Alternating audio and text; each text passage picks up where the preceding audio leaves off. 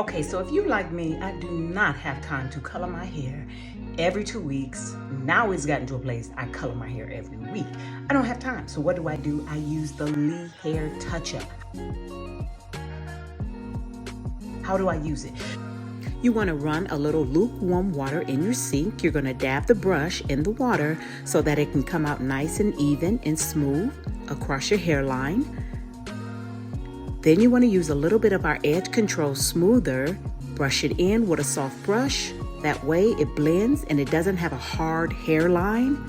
Just smooth it down real nice and smooth. You put your wig on. And here's another tip, ladies, for you, especially with your curly, wavy wigs. What I do is I take it back just a little bit and I push up my front of my edges just to kind of blend that will hide the hair lace. I then adjust it, push down with the Healthy Edge Smoother, put in some Protect and Shine, and I'm ready to go. That easy, that fast. Available, LeHostHair.com.